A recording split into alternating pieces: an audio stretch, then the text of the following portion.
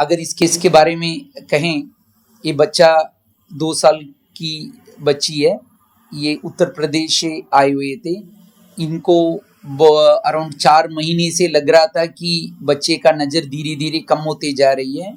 तो आसपास के डॉक्टर को दिखाया, पहले आंख डॉक्टर को दिखाया, फिर उसके बाद ये हमारे पास आए थे। एमआरआई में एक 4.5 सेंटीमीटर का एक बड़ा सा एक ब्रेन ट्यूमर था, उसको हम क्रेनियोफेरेंजियोमा कहते हैं।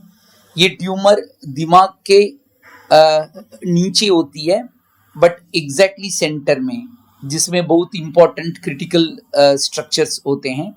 सो यूजुअली ऐसे ट्यूमर्स बच्चे में होते हैं, उसका उम्र 4 साल या उसके अधिक जो उम्र के बच्चों में ये कॉमन होती है, बट इतने छोटे बच्चे में उतना कॉमन नहीं है।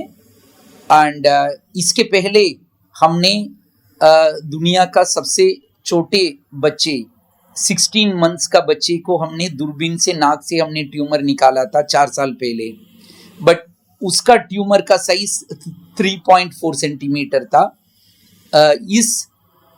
जो अभी जिस बच्चे का हमने ऑपरेशन किया वो 4.5 सेंटीमीटर है।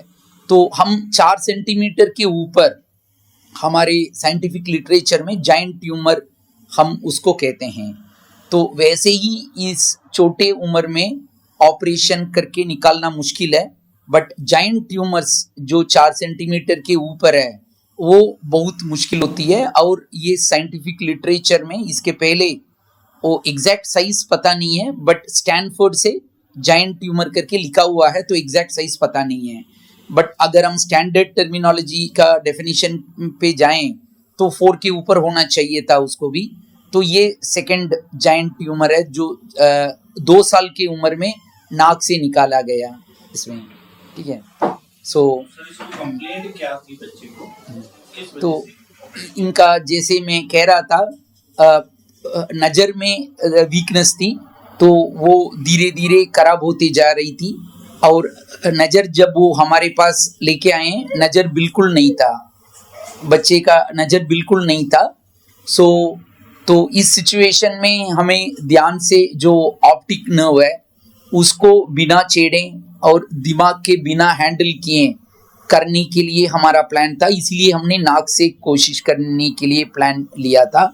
अगर हम इस उम्र में यूजुअली ये स्टैंडर्ड प्रैक्टिस ऊपर से स्कल खोल के जाना था, बट उसमें हमारा थोड़ा बहुत दिमाग का हैंडलिंग करना पड़ता है।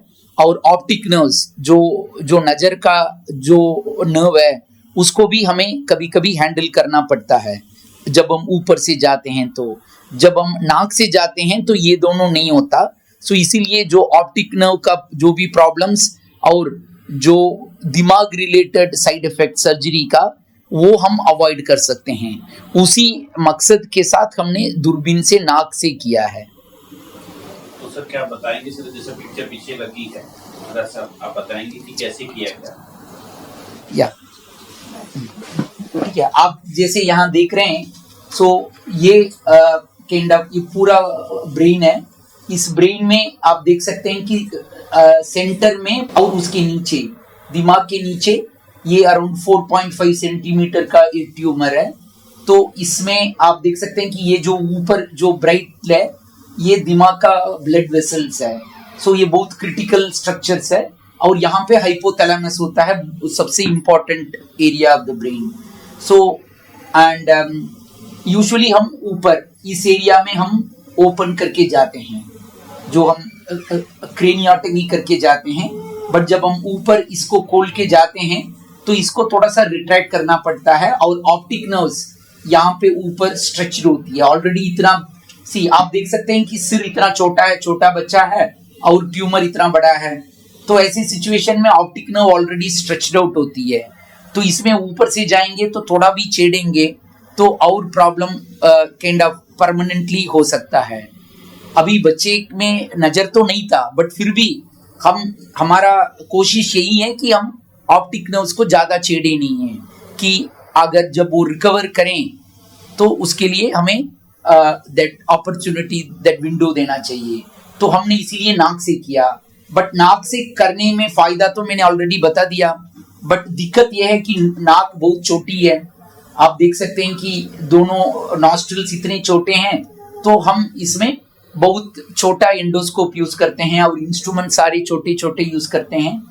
और आप देख सकते हैं कि बड़े लोगों में साइनसेस होता है जो एयर पैसेजेस है, वो एयर पैसेजेस हमें रास्ता देता है अंदर जाके ट्यूमर निकालने में, बट छोटे बच्चे में वो साइनसेस डेवलप उतना नहीं होता है। सो हमने इसके पहले जो वर्ल्ड लिटरेचर में सबसे पहले 16 मंथ का बच्चे का हमने नाक से निकाला था, वो 4 साल पहले था, बट उस बच्चे का उम्र इससे भी कम था, बट उस ट्यूमर का साइज 3.4 सेंटीमीटर था। वो वर्ल्ड्स यंगेस्ट चाइल्ड है, जो अभी तक उससे कम वाले बच्चे में कोई रिपोर्ट नहीं है जो नाक से क्रेनियोफिरिंजियोमा का ऑपरेशन किया हुआ, वो वर्ल्ड्स यंगेस्ट चाइल्ड है। बट अगर सिर्फ जायंट ट्यूमर के बारे में बात करें, जो ट्यूमर का साइज 4 सेंटीमीटर से ज्यादा है, वो जायंट ट्यूमर्स में जो नाक से ऑपरेट किया हुआ चीज, ये वर्ल्ड में सेकंड है। इसके पहले 2019 में स्टैनफोर्ड से एक रिपोर्ट है, उसका साइज एग्जैक्टली लिखा नहीं गया है रिपोर्ट में, बट उन्होंने जायंट शब्द का यूज किया है।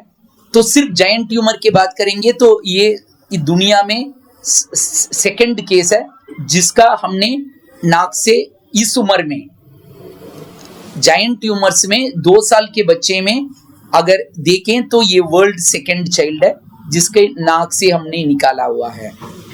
सो हमारे टीम में अगर कहें तो मैं था और डॉक्टर रिजुनीता, वो ईएनटी के प्रोफेसर है, एंड एनेस्थीसियोलॉजी के प्रोफेसर डॉक्टर शिव सोनी थे, और मेरे साथ न्यूरोसर्जरी में doctor Sushant, doctor Dhaval and doctor Sanjog थे। तो इनके अलावा हमारे नर्सिंग स्टाफ भी बहुत सारे लोग थे, तो मैं सबका नाम तो बोलना मुश्किल है, बट ये पूरे हॉस्पिटल का टीम, हमने सब लोगों ने अच्छे कोऑर्डिनेशन के साथ ये किया है, तो ये पूरे टीम को ये क्रेडिट जाना चाहिए। ठीक है, तो इनको काइंड ऑफ ड्रिल करके जाना यूजुअली मुश्किल होती है, बट हमारे डिपार्टमेंट में सीटी एंजियोग्राफी है, नेविगेशन है, उसके मुताबिक ये सर्जरी के दौरान ये वाला हमने यूज किया है। इसके दौरान हम सेफली, ये दोनों इंपॉर्टेंट ब्लड सप्लाई है काइंड ऑफ दिमाग का, इंटरनल कैरोटिड आर्टरी कहते हैं, तो इसके बीच में हमें एक होल बनाना पड़ेगा, एक टनल जैसे बना के, फिर अंदर जाके जितना सेफली ट्यूमर निकाल सकते हैं उतना हमें किया है। हाँ, बच्चा ठीक है, कल डिस्चार्ज करने वाले हैं। आज अराउंड 10 डेज हुआ है, तो हम कल डिस्चार्ज कर रहे हैं, तो इसीलिए हमने अभी तक वेट किया। बच्चा ठीक है, तो इसीलिए बता रहे हैं। लाइफ कैसे रहेगी बच्चे का, ठीक है? ये एक्चुअली, बट जिस कारण के वजह से ट्यूमर आई है वो कारण तो रहेगा, तो इसीलिए ट्यूमर वापस आ सकती है। तो ये एक इनिशियल स्टेप है, surgery is the first step of treatment. तो सर्जरी हमने कर लिया, तो अभी इस बच्चे के उम्र के मुताबिक हम सिकाई नहीं दे पाएंगे, तो कुछ समय वेट करना पड़ेगा। अगर उसके पहले जल्दी अगर ट्यूमर वापस आ जाता है तो दोबारा सर्जरी करना पड़ेगा। अगर वो 4 साल के जब 4 साल से बड़ा हो जाता है तब हम रेडियोथेरेपी के लिए रेफर करेंगे, सिकाई देंगे। इतने छोटे बच्चे में रेडियोथेरेपी भी हम दे नहीं पाएंगे। यस, एज ऑफ नाउ ठीक है, बट नजर इम्प्रूवमेंट, क्योंकि जब हमारे पास आया दोनों आंखों में नजर नहीं था, तो इसीलिए हम काइंड ऑफ ये थोड़ा टाइम लगेगा, धीरे धीरे पता चलेगा कि कितना इम्प्रूवमेंट होगा। ऐसे ट्यूमर कितने पाए जाते हैं सर, 100 में या पॉपुलेशन में? पॉपुलेशन का एग्जैक्ट नंबर तो कहना मुश्किल है, क्योंकि हमारे पास वो जनरल पॉपुलेशन का डेटा नहीं है, बट काइंड ऑफ क्रेनियोफिरिंजियोमास हमारे हॉस्पिटल या हर जगह पे बच्चे में भी आता है, अडल्ट में भी आता है। जैसे मैंने बोला कि बच्चे में जब आता है वो 4 साल से ऊपर वाला बच्चों में ज्यादा होता है। 4 साल से 10 साल की उम्र में बहुत सारे बच्चों हमारे पास आते हैं, वो रूटीनली हम करते हैं। बट 4 साल के कम वो बहुत रेयर होता है। आप सोच सकते हैं कि अगर 2 साल में हमारे पास आया है तो ट्यूमर 1 साल से ही शुरू हुआ होगा। जब 1 साल की उम्र में ही ट्यूमर शुरू हो चुका होगा और धीरे धीरे वो ट्यूमर बड़ा हुआ होगा और इनको 6 महीने पहले से दिक्कत पता चल गया है। और क्योंकि वो आसपास से तो नहीं आए हैं, वो उत्तर प्रदेश से आए हैं, इतना दूर से आए हैं। तो मुझे ये है कि ये लंबे समय से ये बीमारी है, इसीलिए पूरा नजर जाने तक इनको पता ही नहीं चला। ओनली लेट स्टेज में ये हमारे पास आए हैं, बट एटलीस्ट हमने फर्स्ट स्टेप तो कर लिया। अभी हम फॉलो अप करेंगे और अगर दोबारा ट्यूमर 4 साल के पहले वापस आ जाता है तो उसके लिए हम और कुछ प्लान करेंगे या रेडियोथेरेपी दे देंगे। बड़ों में भी हो जाता है सर? यस, ये बड़े में भी होता है। कोई रीजन क्या रहते हैं सर? इसका बहुत सारे रीजन है, बट कोई स्पेसिफिक एक कारण कहना बहुत मुश्किल है।